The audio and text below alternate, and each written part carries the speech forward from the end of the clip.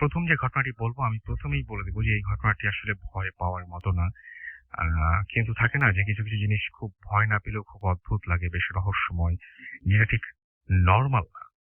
এরকম কোনো কিছু যদি আপনারা শোনেন তাহলে ডেফিনেটলি আপনারা সেটা আপনাদের জন্য অনেক উপভোগ্য হয়ে উঠবে, আমার মনে হয় তাই। আমিও বেশ চমকে গিয়েছিলাম ঘটনাটি পড়ে। সেরকম একটি ঘটনা দিয়ে শুরু করতে চাই আজকের ভূতাসাম হন্টেড বাই এয়ারটেল। ঠিক যেভাবে ঘটনাটি আমার কাছে এসেছে আমি ঠিক সেভাবে পড়ছি। ভূতে আমার বিশ্বাস নেই, তবে ভূতের সিনেমাগুলো দেখতে অনেক মজা লাগে। বিশেষ করে সিনেমাগুলো দেখার পর যে ভয় লাগে ওটা খুব আগ্রহ নিয়ে উপভোগ করি। এজন্যই ভূত এফএমটাও শোনা। সব ঠিকঠাক ছিল, কিন্তু গত বছরের নভেম্বর মাসটা আমার জীবন পাল্টে দেয়। সেদিন রাতে একটা কি যেন ভূতের সিনেমা দেখে গুটি দিয়ে রাতে ঘুমিয়ে পড়ি। সে রাতে অদ্ভুত একটা স্বপ্ন দেখি। আমার ঘরের সাথে যে ওয়াশরুমটা, সেখানে দাঁড়িয়ে বেসিনে মুখ ধুচ্ছিলাম। ধোয়া শেষে আয়নায় তাকিয়ে আঁতকে উঠি। আয়নায় আমার মুখের পেছনে আর একটা মেয়ের মুখ। কি অসাধারণ সুন্দর একটা মুখ, কিন্তু সেই মুখ দেখে ভয়ে চিৎকার করে উঠলাম, আর আমার ঘুমটাও ভেঙে গেল। খুব ভয় লাগছিল। তারপর থেকে ওয়াশরুমে গেলে আয়নার দিকে মুখটা দেখতেও ভয় লাগতো। তারপর ধীরে ধীরে স্বপ্নটা ফিকে হয়ে গেল। তার আরো কিছুদিন পর এক শুক্রবার রাতে ভূত এফএম শুনে ঘুমিয়ে যাবার পর সেই একই স্বপ্ন দেখলাম। সেটাতে এত চিৎকার দিয়ে ঘুম ভাঙলো যে মা চলে এসেছিল রুমে। মাকে জড়িয়ে ধরে বললাম দুঃস্বপ্নের কথা। মা বলল, আর রেডিও শুনতে পারবি না, ভূতের সিনেমাও বন্ধ, এসব দেখেই তো স্বপ্ন দেখছিস। তারপর থেকে ব্যাপারটা মার কাছে চেপে গিয়েছিলাম ঠিকই, কিন্তু প্রতি রাতেই একই স্বপ্ন দেখতে শুরু করলাম।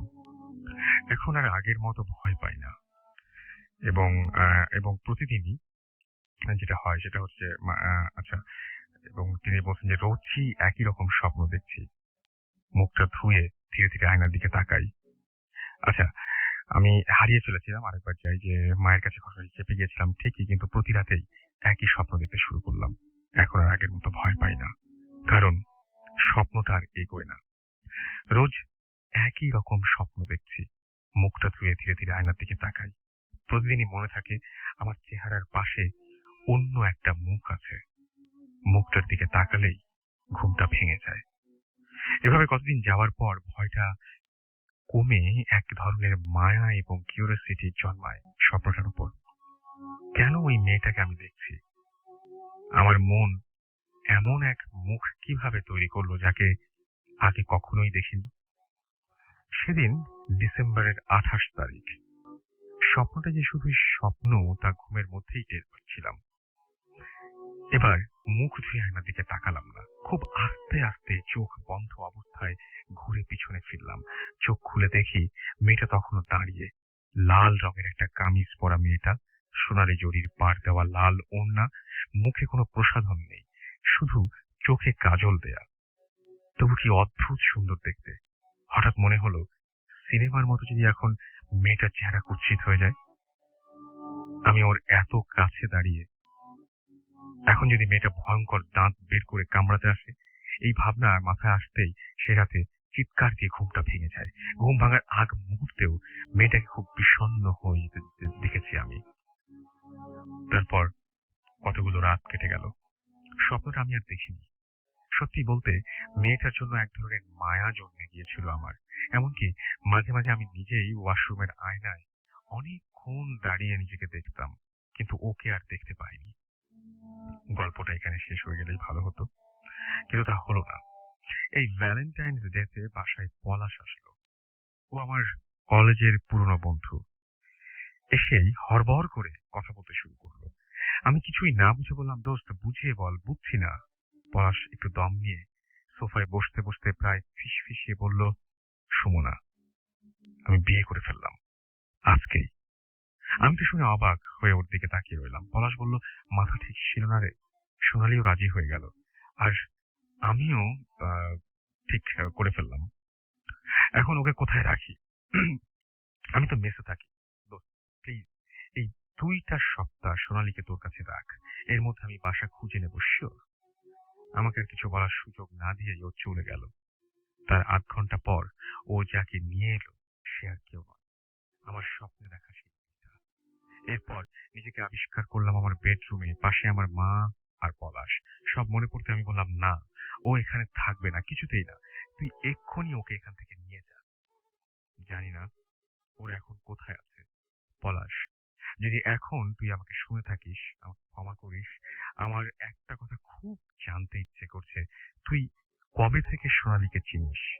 তুই কি ওকে ডিসেম্বরের 28 তারিখের আগে থেকে চিনিস? তুই বলেছিলি সোনালী ঢাকায় একা থাকে, তুই প্লিজ ওর মা বাবার খবর নিস। আমাকে ভুল বুঝিস না, আমি ভালো নেই। এই ছিল ঘটনা এবং এই ঘটনাটি আমি আপনাদের পড়ে শোনালাম। আমি আশা করছি যে আপনাদের অনেক অনেক বেশি ভালো লেগেছে। যাচ্ছি আমাদের প্রথম অতিথি আলিফের কাছে, এবং আলিফ রিসেন্টলি পটুয়াখালী থেকে ঘুরে এসেছে এবং তার কাছে বেশ কিছু ঘটনা আছে, যে ঘটনাগুলো ঘটেছে পটুয়াখালীতে। আমি তার মধ্যে থেকে প্রথম ঘটনাটি বলার জন্য আলিফকে অনুরোধ করছি। আলিফ, আমরা শুনিয়ে আমাদের প্রথম ঘটনাটি। আসসালামু আলাইকুম লিসনার, থ্যাংক ইউ রাসেল ভাই। হ্যাঁ রাসেল ভাই, আপনার কথা মতো পটুয়াখালীতে গিয়েছিলাম আমি। তো প্রথম যে ঘটনাটা বলতে যাচ্ছি সেটা হচ্ছে আমার ভাগ্নের ফ্রেন্ডের চাচা আর কি। তো অনেকদিন আগে, তার বয়স যখন 13 বছর ছিল, তো আমার ভাগ্নের নাম হচ্ছে আনান। তো ওর ফ্রেন্ডের চাচা বয়স যখন 13 বছর, তখনই আপনার ওর বাবা খুব প্রেশারাইজ করে যে মাদ্রাসায় ভর্তি করে। তো ফ্যামিলির সবাই এটা অপোজ করলো, বাবা করতে চাচ্ছিল না যে না, আমার ছেলেকে মাদ্রাসাতে পড়াবো। তো এই চাচা বলছিল যে না, আমি তো মাদ্রাসায় পড়তে চাই না, কিন্তু বাবার সামনে সে আর কথা বলতে পারেনি। অনেক জোর করে ওর বাবা ওনাকে 13 বছর বয়সে মাদ্রাসাতে ভর্তি করিয়ে দেয়। তো বাড়ি থেকে মাদ্রাসাটা প্রায় 10 থেকে 12 মাইল দূরে ছিল। তো মাদ্রাসাতে ভর্তি হওয়ার পরে যেখানে যে মাদ্রাসা পরিচালনা করতো যে হুজুর, সে অনেক কড়া ছিল এবং ওই এরিয়ার যেসব সালিশ হতো, মিটিং হতো, তারপরে বিচার হতো, বা কোনো মানুষকে যদি জিনে আছর করতো বা পজেস করতো, মানে উনি সব সলিউশন জানতেন। তো ওনাকে সবাই, মাদ্রাসার যে 50 জন 60 জন তার মাদ্রাসার ছাত্র ছিল, সবাই ওনাকে খুব ভয় পেত। একটা রাত, মানে ওই রাতের কথা সে বলতে বলতে চাননি, কিন্তু অনেক কষ্টে বলেছেন। তো এক রাতের বেলা এরকম ওই হুজুর উনি গ্রাম থেকে একটু দূরে যায় একটা সালিশি বৈঠকের কারণে।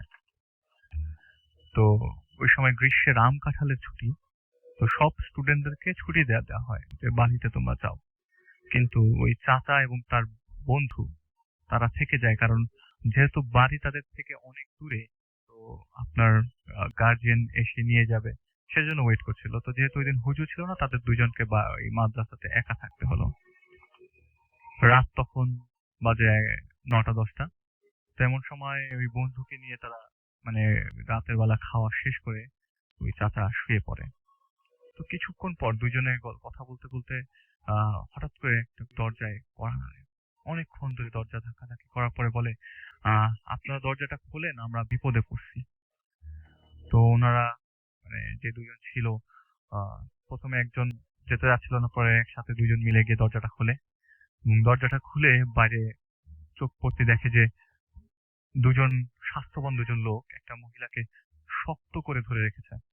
মহিলা ছোটাছুটি করার চেষ্টা করছে, বাট পারছে না। তো ওনারা প্রথমে ভাবলো যে হয়তো চোর হবে, এরা ধরে এনেছে বা কিছু। বাট যখন ওনারা ওই দুজন লোক বললো, হুজুরকে ডাকেন, আমাদের হুজুরকে দরকার, একটু তাড়াতাড়ি ডাকেন। তো যখন ওনারা বললো যে না, হুজুর তো আহ, মানে মাদ্রাসাতে নেই, সে এখান থেকে অনেক দূরে গেছে, আজকে রাতে রাতে নিয়ে আসবেন না, উনি কালকে আসবেন। দেখা গেল যে এই লোকগুলা যতটুক চোরে চিল্লাচিল্লি করতে করে বলছিল, তার থেকে বেশি ভয় পেয়ে গেল এবং বললো যে ঠিক আছে, তাহলে আমাকে কিছু, আমাদের দুজনকে কিছু দড়ি দেন। তো অনেক কষ্টে খোঁজাখুঁজি করার পর দড়ি পেলো এবং ওই যে চাচা ছিলেন সেই দড়িটা দিল।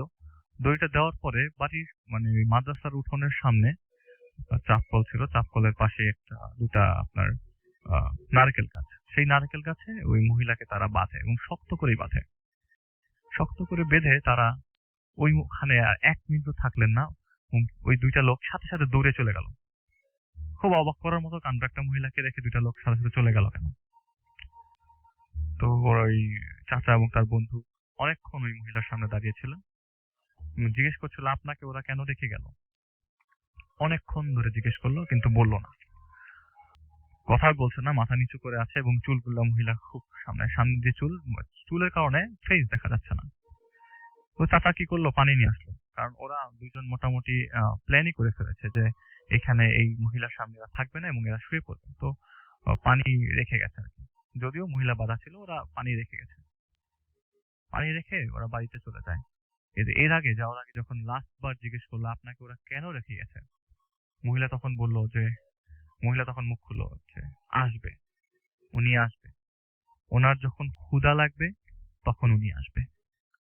এটা বলার পর ওনারা একটু ভাবলো যে না, এটা মনে হয় পাগল মহিলা, এর অন্য কোনো কাহিনী নাই।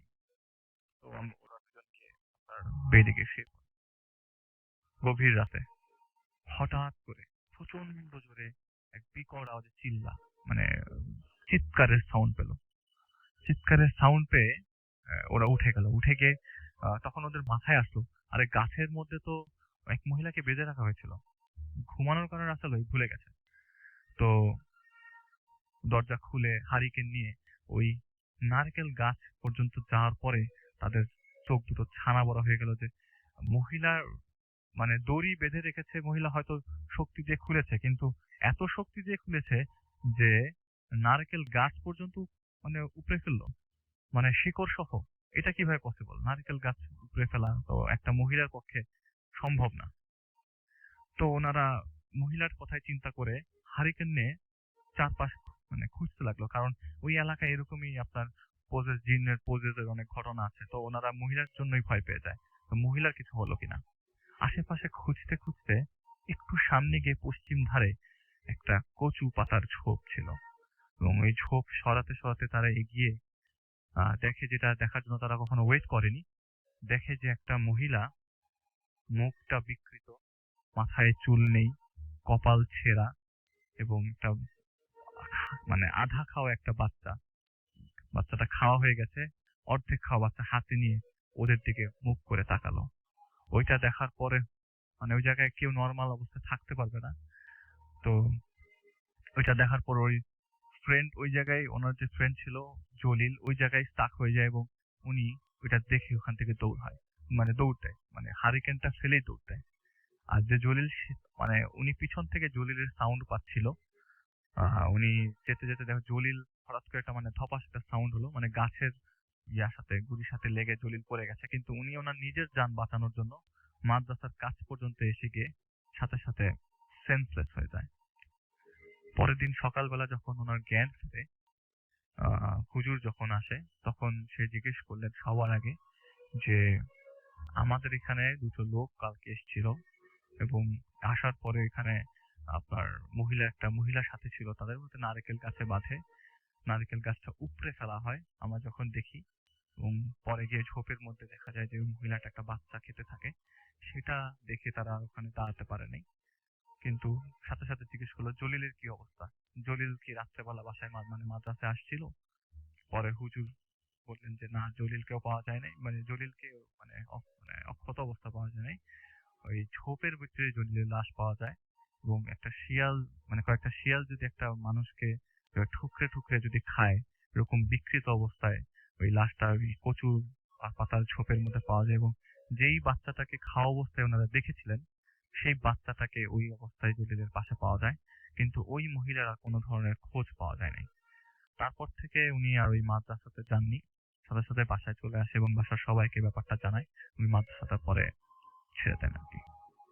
ওকে, অনেক ধন্যবাদ ডিরেক্টর। যাই হোক, চলে যাব আমরা আমাদের দ্বিতীয় অতিথির কাছে, এবং তিনি এসেছেন কোথা থেকে সেটা আমরা জেনে নিব তার কাছ থেকেই, তার নামও জেনে নিব, তারপরে শুনবো তার ঘটনাটি। আপনার নামটা একটু প্লিজ বলবেন এবং আপনি কোথা থেকে এসেছেন? হাই লিসেনার্স, আমি আনিল আহমেদ, আম ফ্রম কাঁঠালবাগান। তো আমার এই স্টোরিটা শুরু হয় 2010 এর লাস্টের দিকে অলমোস্ট। তো আমরা একটা কলা বাগানের বাসায় মুভ করি। তো বাসায় যেদিন ফার্স্ট আমরা উঠলাম, বাসার ফার্স্টের দিন আমরা জিনিসপত্র ঠিকঠাক করলাম। তো সেকেন্ড দিন আমরা ডিশ লাইন লাগাবো। তো লাইনম্যান একা আছে, তো এখন ওনার সঙ্গে একজনকে হেল্প করতে হবে। আমাদের বাসাটা ছিল আর ঢুকেই অনেকগুলো রুম, লাস্টে হচ্ছে একদম মাস্টার বেডরুম। তো ওটার পিছনে একটা এল শেপের একটা বালকনি ছিল। তো আমরা আমি ব্যালকনিতে দাঁড়ায় আছি কেবল ধরে, তো উনি নিচে লাইন দিচ্ছেন। তো রুমটা খালি ছিল।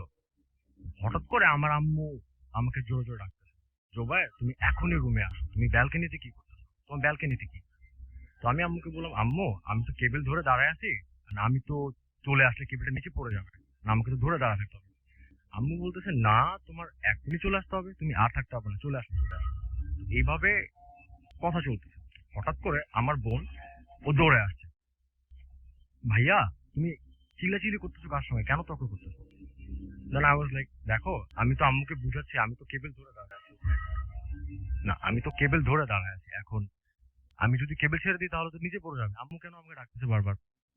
তো আমার বোন বললেন, আম্মু তো এই রুমেই নেই, আম্মু তো হচ্ছে ওয়াশরুমে শাওয়ার নিচ্ছেন।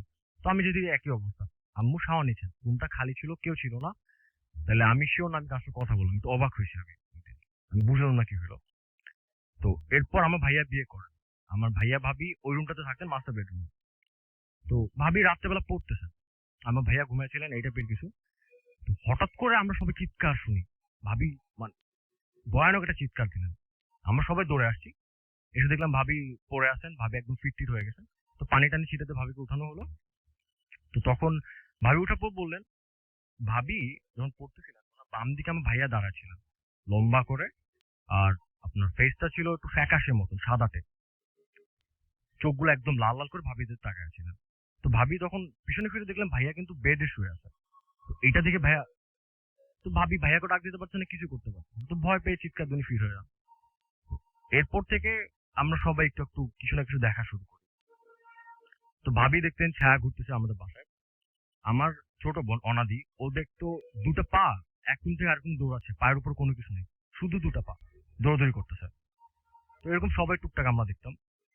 আরেকটা জিনিস সবচেয়ে বেশি হতো, ঘরে ছোট ছোট জিনিস নাই হয়ে যেত। আমার আম্মু একবার পছন্দ করে কি গ্লাস নিয়ে আসছিলেন, তো ওটা রাখা ছিল, ওখান থেকে দুটা গ্লাস নাই। আমরা পুরা বাসা উল্টায় খুঁজছি, কোথাও কিছু নাই।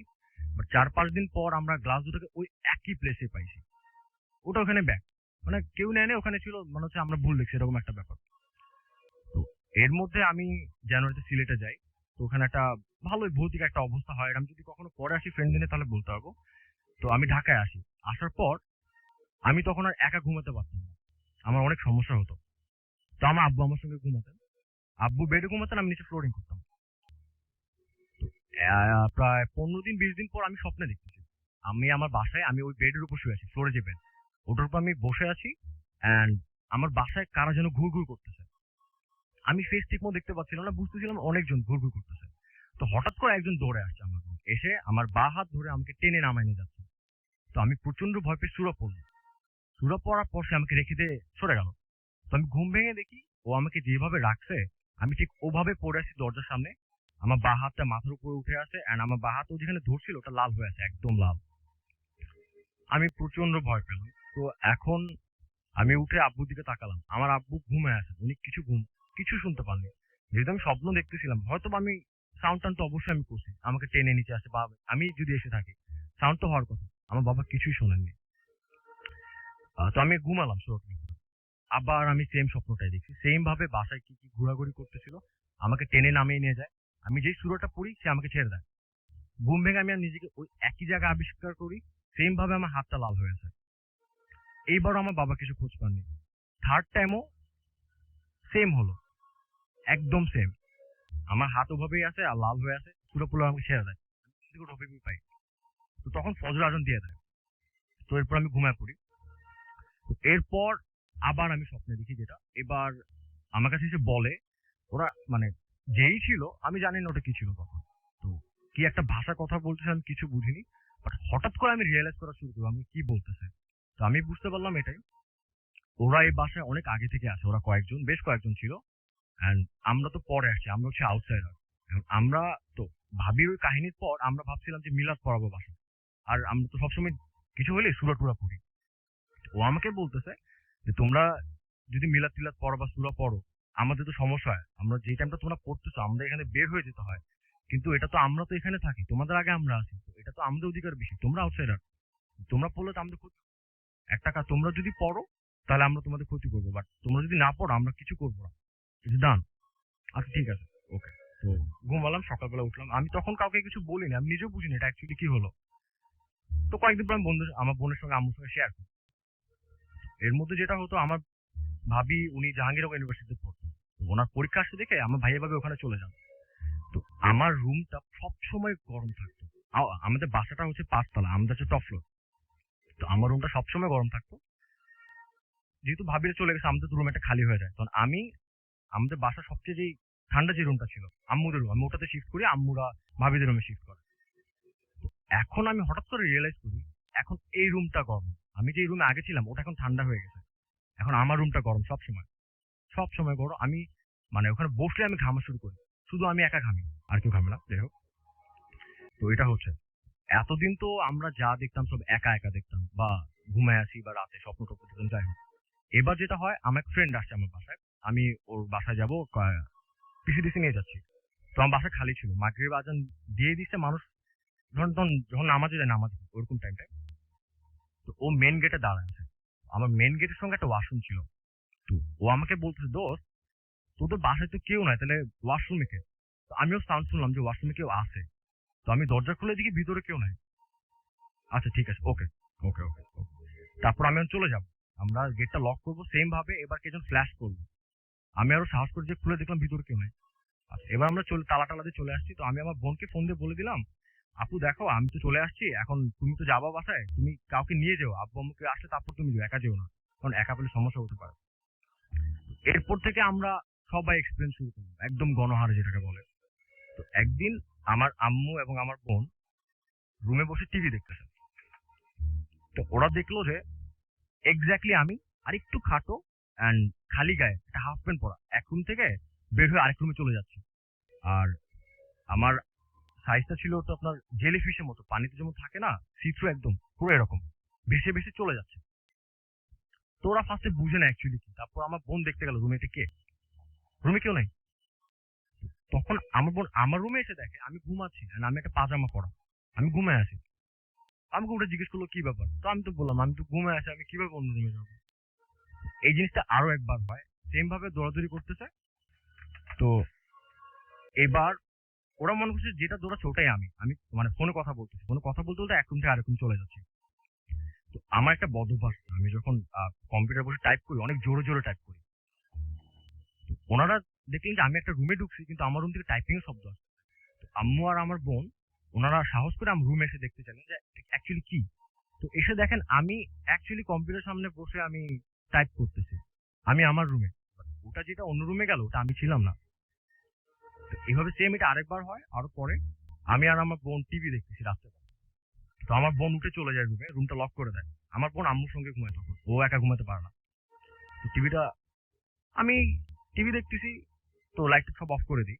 তো হঠাৎ করে দেখি আমার বোন রান্নাঘর থেকে বের হয়ে আসছে, একটা হলুদ ড্রেস পরা। আমি কিন্তু দেখছি আমার বোন রুমে চলে দরজা লক করে দিছে। এখন তো কোনো কোয়েশ্চেনে নেই, রান্নাঘর থেকে বের হলো। তো বের হলো, বের হয়ে আমার সামনে দিয়ে হেঁটে ব্যালকনি থেকে বসে। আই ওয়াজ লাইক আচ্ছা ঠিক আছে, আমি আমার বোনকে দেখে আসি। তো ওনাদের রুমে যে আমি নক করলাম, তো সে এসে দরজা খুলছে, কি হয়েছে ভাইয়া? বলো আচ্ছা ঠিক আছে, কিছু না, ঘুমায় যাও। আমি ব্যালকনিতে যেয়ে দেখি ওখানে কেউ নাই, দেয়ার ওয়াজ নো ওয়ান।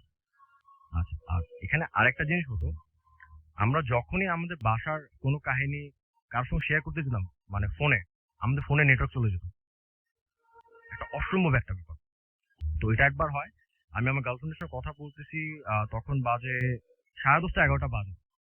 তো ওকে আমি আমার বাসা কাহিনী বলতেছি, আমরিন এটা এটা হচ্ছে আমার বাসায়, আমরা তো এগুলো ফিল করতেছি। তখন ছিল শীতকাল, ওই সময় ও কম্বল মুড়ি দিয়ে শুয়েছিল বেডের উপর। স্টোরি বলার সময় হঠাৎ করে মানুষের ভয় পেলে সাউন্ড করে না, এরকম একটা সাউন্ড করে। তো হঠাৎ করে এরকম একটা সাউন্ড করলো, কারণ আমি ওকে ডাকতেছি, ও আমি কোনো কথাই বলতেছি না। একটু পর সে আমাকে যেটা বললো, ও যখন বেডে শুয়েছিল ওর গায়ে থেকে কেউ একজন কম্বলটা টেনে নামায় নিয়ে গেছে, বাট রুমে কেউ ছিল না। তো অনেকক্ষণ পর সে উঠে আম্মুর কাছে চলে যায়। আবার আমি প্রায় 2-3 মাস পর বা 1 মাস পর, আমার ঠিক এক্স্যাক্টলি খেয়াল নাই, ওকে আমি সেম থিং বলতেছি। ও তখন ব্যালকনিতে দাঁড়ায় ছিল সন্ধ্যার সময়। তো বলতেছি, আহ, মানুষ ডাকে না শোল্ডারে আপনার নক করে, যে এই হাত দিয়ে এইভাবে ওকে ওকে ডাকতেছে। তো হাত ছড়া দিছে, ও মনে করছে ওর মেড হবে। তো হঠাৎ করে খেয়াল করলো ও তো ব্যালকনিতে ডোরটা লাগানো, ব্যালকনি তো ছাড়া কেউ নেই। এরকম হতো, আমরা যখনই কাউকে শেয়ার করতে যেতাম কিছু না কিছু হতো। তো তখন আমরা চেষ্টা করছি এই বাসা আমরা ছেড়ে দেবো, আমরা এই বাসায় থাকবো না। কারণ আমরা তো বুঝতে পারতেছি যারাই আছে আমাদের ক্ষতি টতি হতে পারে। আমরা যখনই বাসা ছাড়তে যাই কিছু না কিছু একটা সমস্যা হতো। আচ্ছা ওটা পরে। তো তারপর একদিন আমি ঘুমায় আছি রাত্রেবেলা। তখন বাজে ৩টা উপর বেজে গেছে। আমার মাঝে মধ্যে এটা হতো, আমি এক্স্যাক্টলি ৩টা বাজে ঘুম ভাঙতো আর আমার মনে হতো রুমে কেউ আছে। বাট দিস টাইম আমি যেটা দেখলাম, একটা কালো ছায়ার মতো পুরো একদম একটা মানুষের পারফেক্ট সাইজ এসে আমার পাশে বসে। আমি সঙ্গে সঙ্গে আবার চোখ বন্ধ করে ফেলছি, কারণ আমি মনে করছি চোখ বন্ধ হয়তো এটা চলে যাবে, কিংবা আমি হয়তো ভুল দেখছি। চোখ খোলার পর দেখি সে ওখানেই আছে। তো এরপরও যেটা করলো, আমার উপর দিয়ে ক্রস করে আমার লেফট সাইডে শুলো। শোয়ার পর এখন আমি তো ভয় পেয়েছি, এনাফ ভয় পেয়েছি, আমি উঠে চলে যাব। আমি যেই ঘুরতে গেছি তো আমার লেফট শোল্ডারটা সে চেপে ধরছে। আমি আমার লেফট শোল্ডার মুভ করতে পারতেছি না, যত জোরে টানতেছি আমার আসে না। তো আমি সুরা পড়তেছি, ও আমার শোল্ডার ছাড়ছে না। তো এইভাবে একটা টাইমে আমি কি ঘুমায় পড়ছি না আমি অজ্ঞান হয়ে গেছি আয়রন। যাই হোক, সকালে উঠছি তো উঠে দেখি আমার পুরা চেস্টে একদম খামচির দাগ, এন্ড আমার পিছনে কিছু কিছু জায়গায় খামচির দাগ আছে যেখানে আমার হাত যেতে পারবে না, পসিবল না, আমার হাত ওখানে যাবে না, পুরো বডিতে খামচির দাগ। এর কিছুদিন পরে আমি স্কাইপ করতেছি, তো ও আমাকে বলছে যখন আমি স্কাইপ করতেছিলাম, তো আমি কি করি, মানুষ যেহেতু যদি আপনার বসে তো আগে তো চেক টেক করে আসে, আমিও তো মেরে দেখে আসি, আমার ফেস দেখে আসি। যাই হোক, তো বসছি, বসার পর হঠাৎ করে আমাকে বলছে কি ব্যাপার তোমাকে স্ক্র্যাচ কেন, কে স্ক্র্যাচ করছে? তো আমি দৌড়া মেয়ের সামনে গেলাম, যে দেখি আমার বা চোখের নিচে লম্বা লম্বি একটা কাটা দাগ, মানে একটা স্ক্র্যাচ, ভয়ানক একটা স্ক্র্যাচ, পুরো ফুলে গেছে। একটু আগে ওখানে ছিল না এই স্ক্র্যাচটা, এন্ড আমার হাতে কোনো নোক নাই যে আমি নিজে স্ক্র্যাচ করবো, আর আমি করলে তো দেখবি যার সঙ্গে স্ক্র্যাচ করতেছি যে আমি স্ক্র্যাচ করছি, আর সেরকম কিছু দেখে নেই। আউট অফ নো একটা স্ক্র্যাচ চলে আসছে আমার ফেসের উপর। এইভাবে হতে থাকে।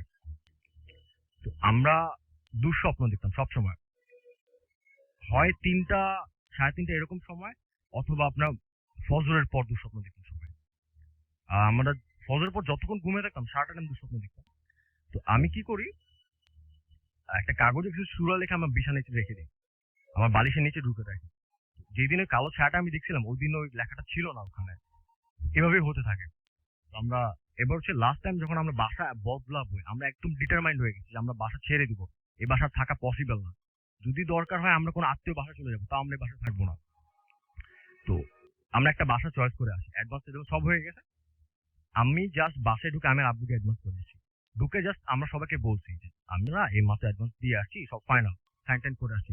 সঙ্গে সঙ্গে ওই ল্যান্ডলর্ড ফোন দিলেন, ফোন দিয়ে আমাদেরকে বলতেছেন যে আপনারা তো দিয়ে গেছেন, এখন আপনারা ভাড়া দেওয়া পসিবল হচ্ছে না, আমরা খুবই দুঃখিত, আপনারা যদি নিতে চান তো কয়েক মাস পরে আসতে হবে। আমরা অনেক চেষ্টা করছি জানার জন্য রিজনটা কি, আমাকে বলেন রিজনটা কি। উনি বলেননি। তো আরেকবার হলো আমরা একদম ডিটারমাইন্ড ছেড়ে দিব, সবকিছু ফাইনাল, আমার আব্বু হার্ট অ্যাটাক করবে গেল, এবার পারলাম না। আরেকটা ফানি থিং, আমরা আরেকবার ডিসাইড করছি আমরা বদলাবো। তো আমার আব্বু বিজনেস করেন, অনেকের কাছে টাকা আটকে থাকে বিজনেস করে, যেটা হয়। তো এখন আব্বু বাসা দেখে চয়েস করছে এখনই আমরা চলে যাব। তো আব্বু একজন টাকা পেন বলছে তুমি টাকাটা নিয়ে আসো। সে বাইকে করে আসতেছে সন্ধ্যার দিকে মনে হয়, হাইওয়েতে নরসিংদী থেকে আসছে, সে বাইক অ্যাক্সিডেন্ট করছে।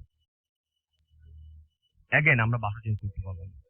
বাট লাস্টে যেটা হয়, ওই বাসে আমরা প্রায় ৩ বছর মতো ছিলাম। শেষমেশ আমরা তো একদম শিওর আমরা লাগলে কোন একটা আত্মীয় বাসা চলে যাবো, আর এখানে আমরা নাই। তো আমরা ১ তারিখ বাসা বদলাবো ফেব্রুয়ারিতে। ২৯ তারিখ রাতে আব্বু, এই বছর আর কি, ১১টার দিকে বাসা আসেন, এসে আমাদের বললেন দেখো বাবা আমি একটা বাসা দেখে আসছি, হোয়াট এভার ইট ইজ, আমি এটা নিয়ে নিছি, অ্যাডভান্সও করে আসছি, আমরা সকালে চলে যাবো। এবং এর পরের দিন আমরা রাতে, আমি তো ঘুমাইতে পারিনি, আমার বাবা মা কাহিনী আমি জানি না, আমি ঘুমাইনি, সারা রাত আমি বসেছিলাম। ফজর আজান দিছে, সঙ্গে সঙ্গে প্যাক স্টার্ট করছি, ভোরবেলা আমি চলে গেছি। ব্যাস, ওই বাসা থেকে আমরা চলে আসছি। এরপর আজ পর্যন্ত আমরা কেউ আর ওদিকে যাইনি, আর আমাদের যাওয়ার ইচ্ছাও নেই। তো এটাই ছিল আমাদের। ওকে, অনেক অনেক ধন্যবাদ ডক্টর আলিফ, যে পোস্টমর্টেম নিয়ে একটা ঘটনা বলবেন, সেটাও পটুয়াখালী কেন্দ্রিক। আমরা শুনে আসি ঘটনাটি। থ্যাংক ইউ রাসেল ভাই। লিসনার্স, আবার একটি ঘটনা নিয়ে আপনাদের সামনে হাজির হলাম। রিসেন্টলি পটুয়াখালী গেছিলাম, তো অনেক কষ্টে খুঁজে আমি এক আঙ্কেলকে বের করি। তো সে আপনার পটুয়াখালী একটা থানার পাশে পোস্টমর্টেম করতো আর কি, তো ওই থানার আন্ডারে আর কি। তো তাকে অনেক কষ্টে খুঁজে বের করি আমি, এবং ভীষণ জোরাজুরি করার পরে তার জীবনে ঘটে যাওয়া সবচেয়ে ভয়ঙ্কর সেই রাতের কথা আমাকে জানায়। তো নর্মালি আপনার থানাতে বিভিন্ন ধরনের কেস দায়ের করা হতো, মার্ডার কেস, সুইসাইডাল কেস, তাছাড়া বেওয়ারিশ লাশ পেলে সেগুলি পোস্টমর্টেম করা। তো তুমি, তার বয়স ভালোই, 50-এর উপরে বয়স, এবং সে অনেক দিন ধরে এরকম মানে ডেড বডি নর্মালি পোস্টমর্টেম করে থাকে। তো আজকে থেকে 6 বছর আগের ঘটনা। সে আমাকে দিন প্রায় ভীত সন্ত্রস্ত অবস্থায় এই ঘটনাগুলি বললেন। তো বলতে যাচ্ছেন না, তাও আমি অনেক জোরাজুরি করার পর তিনি বলেছেন। সেটা ছিল আহ, প্রায় বছরের মাঝখানে একটা মাসে। ওই দিন রাত, নর্মালি উনি আপনার ডেড বডি গুলো কাটার সময় রাত্রেবেলায় বেছে নিয়েছেন। স্বাভাবিক ভাবে যেভাবে কাটে সেভাবেই সে নর্মালি আগে ডেড বডি কাটতেন। তো ওই দিন সে তার মানে নর্মালি একটা সঙ্গী থাকে তার সাথে ডেড বডি কাটার জন্য, তাকে নিয়ে সবসময় তিনি ডেড বডি কাটতেন। এবং যেভাবে আমরা জানি যে ডোমরা যেভাবে ডেড বডি কাটেন অস্বাভাবিক অবস্থায়, সেভাবেই কাটতেন তিনি। প্রতিদিন প্রতি মাসে তার এরকম 25 থেকে 30টা ডেড বডি কাটা হতো। এবং যে পুলিশ স্টেশন, যে জায়গাটা যেখানে পোস্টমর্টেম করার জায়গাটা একটু সামনে, আপনার ওই পুলিশ স্টেশন থেকে প্রায় 70 থেকে 80 গজ সামনে, এবং এটা আশেপাশের গাছগাছালি। রুমটা 2টা রুম, একটা রুমে আপনার ওই স্পেসিমেন গুলো রাখতো, আর আরেকটা রুমে যেটা ছিল সেখানে ডেড বডিটা কাটা হতো। তো সেই রাতে সে নর্মালি সে দুপুরবেলা বা দিনের বেলা এরকম পোস্টমর্টেম করতো না, রাতের বেলা বেছে নিয়েছে তার কাজের সময়টা। তো উনি নর্মালি ডেড বডি দেখেন, এবং একটা মেয়ের ডেড বডি আসে ওই দিন রাতের বেলা। এবং পুলিশ বলে যে এটা আজকে রাতের মধ্যেই করতে হবে, এটা সময় দেওয়া যাবে না। তো মেয়েটার বয়স হচ্ছে 22 বছর, এবং সে এটা কেসটা হচ্ছে সুইসাইডের একটা কেস। তো মহিলাটাকে পরে পুলিশের লোকজন রেখে চলে যায়, এবং ওই যে এরিয়াটা, সেই এরিয়াটার বাইরে পুলিশ একটা দাঁড়িয়ে ছিল। তো ওই রুমের পাশে পিছনে এবার একটা জায়গা যেখানে গর্ত করা, আপনার যদি কোনো বেওয়ারিশ লাশ আসে সেটা আপনার এখানে আগে, এখন রিসেন্টলি নাকি ওখানে গভর্নমেন্ট জানাজা দিয়ে লাশ দাফন করেন, বাট 5-6 বছর আগে জানাজা দিয়ে দাফন হতো না। তো ওই জায়গাটা গর্ত করা ছিল। তো সে নর্মালি ডেড বডি দেখে ফ্রেশ হয়ে আপনার স্বাভাবিকভাবে যেভাবে মানে আমরা তোমরা যেভাবে অস্বাভাবিকভাবে ডেড বডি কাটে সেই প্রস্তুতি নিতে গিয়ে আর পারেননি। মানে উনি ওনার স্পেসিমেন রুম থেকে ডেড বডি রুমে যায়, এবং যে প্রসিডিউর ফলো করে ডেড বডি কাটে, আজকে ওরকম কোনো সুযোগ পাচ্ছেন না তিনি। তো ডেড বডি কাটার জন্য সে মানে নর্মালি কাটার সে ব্যবস্থা মানে ডিসিশন নেয় যে না, আজকে এভাবেই কাটবো। তো নর্মালি আমরা উনি স্টার্ট করে দেয় ডেড বডি কাটা। তো নর্মাল যেভাবে অস্বাভাবিক অবস্থায় ডেড বডি কাটে, তার ওই দিন সে স্বাভাবিক অবস্থায় ডেড বডি কাটতে পারছে না। নাকের মধ্যে আপনার গামছা পেঁচিয়ে সে পোস্ট দেয়, কিন্তু পোস্টটা পড়ছে না ডেড বডির উপরে। সে ব্যাপারটা খুবই মানে ভয় পেয়ে যায়, আসলে পোস্ট পড়ছে না কেন। অনেকক্ষণ পরে ওই ডেড বডির উপর পোস্ট পড়লো। পোস্ট পড়ার পর যেন আমরা ওয়াই শেপ ইনসিশন দিই, যেটা সেভাবে ঠিক মানে ওয়াই এর মতো করে ওয়াই কাটা। একটা হচ্ছে লম্বা আই এর মতো, একটা হচ্ছে ওয়াই এর মতো, দুই ধরনের আই মানে আপনার শোল্ডার থেকে এসে স্টার্নামের মাঝখানে একটা 2টা পয়েন্ট জোড়া লেগে নিচে আপনার রাইট ট্রাঙ্ক পর্যন্ত চলে যায়, যেভাবে ডেড বডি কাটা হয়। রাইট। তো উনি ওই স্টাইলে ওয়াই এর মতো করে কাটলেন। কাটার পরে যেসব স্পেসিমেন গুলো বের করার কথা ছিল সেগুলি বের করলেন, এবং বের করার সাথে নর্মালি আমাদের বেবিটা উম্বের ভিতর থাকে, ওই ডেড বডির ভিতরে একটা বাচ্চা পান, বাচ্চাটা মরাই থাকে, এবং সেটা আলাদা করে সে ফরমালিনের মধ্যে রেখে আসে। এবং ওই দিন আপনার পুলিশ স্টেশন থেকে আপনার খোঁজ আসে যে না, ওই ডেড বডির আপনার ব্রেইনটাও বের করতে হবে। তো নর্মালি আমরা ব্রেইনটা যখন কাটি, স্ক্যালপটা সরিয়ে ওইটাকে বলে স্ট্রাইকার স, ওই স দিয়ে আমরা সি শেপ করে বল থেকে বলটা খুলে নিয়ে আসি। কিন্তু উনি তো গ্রাম সাইডে তো এই ব্যবস্থা নাই। তো উনি বলটা ভেঙে ব্রেইনটা বের করে ওনার পদ্ধতি ফলো করে ফরমালিন রেখে আসবে, রুমে এসে দেখে স্ট্রেচারের মধ্যে ডেড বডি নাই। এবং মজার কথা হচ্ছে ওই দিন রাতের বেলা তার যে সঙ্গী থাকে, সে তার ওই দিন প্রচন্ড জ্বর, ভাইরাল ফিভার, সে আসতে পারেনি। এবং সে বলছে যে পুলিশ থেকে খুব বেশি জোরাজোরি করা হচ্ছিল যে না, আজকে এটা পোস্টমর্টম করতেই হবে, এটা তুমি টাইম নেওয়া যাবে না। তো যেহেতু উনি গভর্নমেন্ট জব, তো তাকে এটা করতেই হবে রাতের বেলা। তো উনি সাহস নিয়ে খুবই কষ্টে ডেড বডিটা কাটেন ওই দিন রাতে। তো উনি এসে দেখেন ডেড বডি নাই। মানে ওনার মাথার মধ্যে ভাঁজ পড়লো, ডেড বডি নাই মানে আমি কাকে কি জবাব দিব? অবশ্যই এটার নিশ্চয়ই কোনো পরিচয় আছে, ডেড বডিটা আমাকে ব্যাক করে দিতে হবে। সব দোষ তো তার উপর পড়বে তখন। জবাবদিহি তাকেই করতে হবে। তাকেই করতে হবে। ডেড বডি কোথায় গেল? এটা তো কেউ শুনবে না যে এটা মানে কোনো সুপারন্যাচারাল ভ্যানিশ হয়ে গেছে এরকম কিছু। হ্যাঁ। তো উনি ডেড বডি খোঁজার জন্য মানে হন্তদন্ত হয়ে বেরিয়ে গেলেন ওই রুম থেকে, পোস্টমর্টেম রুম থেকে বেরিয়ে গেলেন এবং আশেপাশে টর্চ মেরে দেখছেন কোথাও ডেড বডিটা নাই। হঠাৎ করে মাথা পিছন দিকে তাকালেন, যেটা দেখার জন্য তিনি প্রস্তুত ছিলেন না। উনি ওনার এক্সপিরিয়েন্সে 30 বছরে তিনি এরকম জিনিস কখনো দেখেনি। এত ডেড বডি তার হাতের উপর দিয়ে গেছে, এত ডেড বডি সে কেটেছে। ওই ডেড বডিটা ঠিক ওয়াই যেভাবে উনি কেটেছে সেভাবেই গাছের উপরে, কিন্তু উনি তো রুমের ভেতরে স্টিচ দেয়নি ডেড বডিতে, তাহলে এখানে স্টিচ করা আছে। উনি খুবই অবাক হয়ে যায় এবং ওই জায়গায় তার হাত পা ওনার মানে বলতে গেলে যে উনি ওই জায়গায় পড়ে যাবে এরকম অবস্থা। গাছের উপর সেই ডেড বডিটা দেখে এবং গাছের উপর ডেড বডিটা বসে আছে রাসেল ভাই। মজার বিষয় হচ্ছে সে বসে আছে এবং তার দিকেই তাকিয়ে আছে। এইটা দেখে সে দৌড়ে গেছে, কারণ আফটার অল ওই রুমটা তো তাকে তালা দিতে হবে, কারণ স্পেসিমেন গুলো চলে গেলে তার তো আর কোনো কিছু থাকলো না। সে রুমে গেল, দেখলো না স্পেসিমেন গুলো আছে এবং মজার বিষয় স্ট্রেচের উপর সে আবার ডেড বডিটা দেখতে পেল। এবার তো ওনার ভয়ের কোনো সীমাই থাকলো না। এখন উনি দোটানায় পড়ে গেছে, আমি কি করব? ডেড বডি দেখে দৌড়ে পালা যাব, নাকি পরের দিন সকালবেলা যে কোনো ঝামেলা করে? ওনার তো স্টিচ অবস্থায় ডেড বডিটা ছিল না। উনি কি করলো, ওই ভল্ট লাগালো, স্টিচ দিল এবং খুব ফাস্ট যত তাড়াহুড়া করে স্টিচ দেওয়া যায় ওই ওয়াই শেপ স্টিচ ক্লোজ করলো। ক্লোজ করে ডেড বডি ওখানে রেখে কোনো রকম তালা মেরে সে দৌড়ে পালাতে যাবে, এমন সময় ঠিক যেখানে সে ওই ডেড বডিটা পেয়েছিল গাছের উপর বসে আছে, সেখানে আরেক মানে মানে বিকৃত একটা দৃশ্য দেখে সে ওই জায়গায় বমি করে দিল।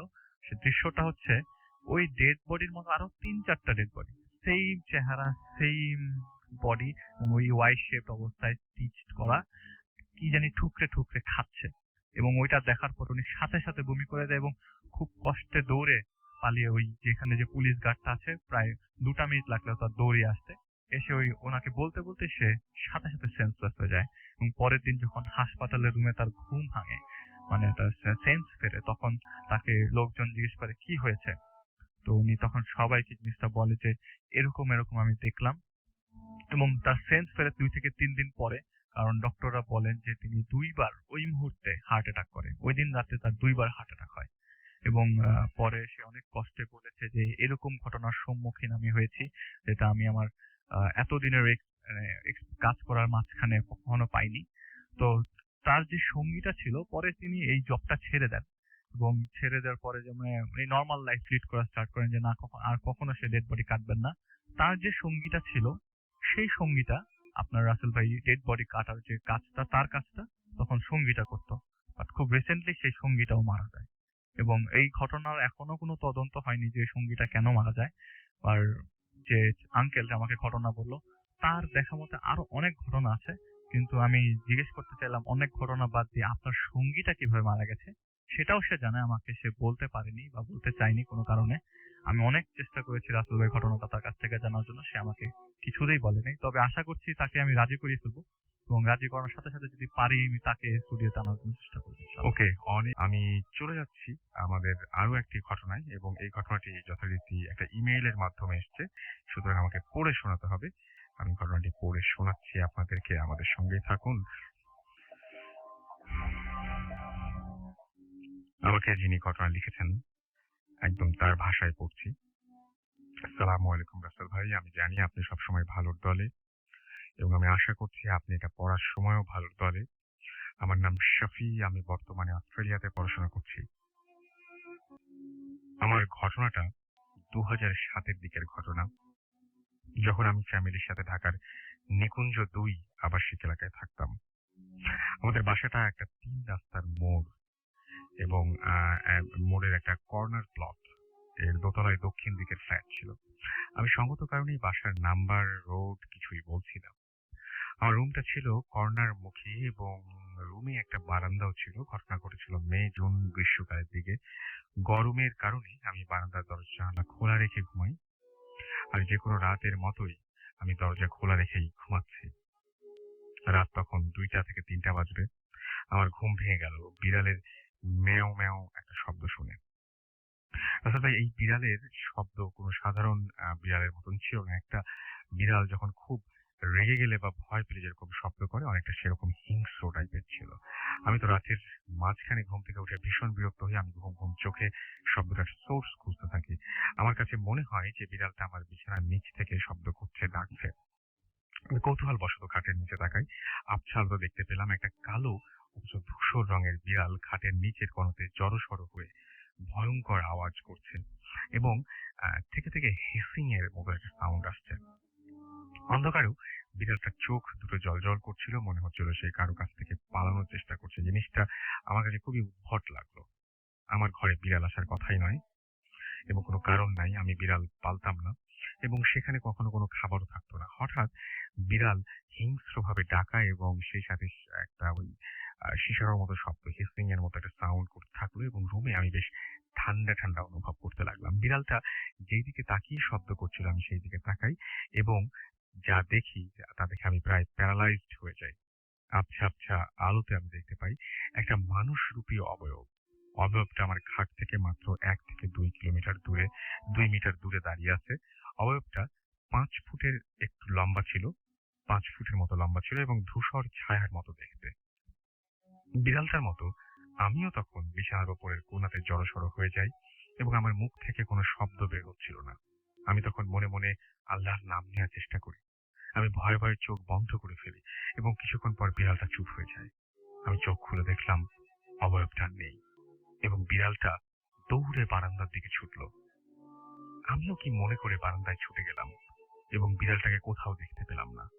বাসার সামনে রাস্তার অপর পারে একটা আবছা অবয়বের মতো কিছুকে আস্তে আস্তে সরে যেতে দেখলাম।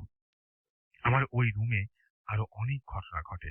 আমি প্রায়ই কিছু একটা প্রেজেন্স অনুভব করতাম এবং যে রাতে এরকম হতো সে রাতে আমি ভয়ঙ্কর দুঃস্বপ্ন দেখতাম। আর একটা ঘটনাও প্রায় হতো।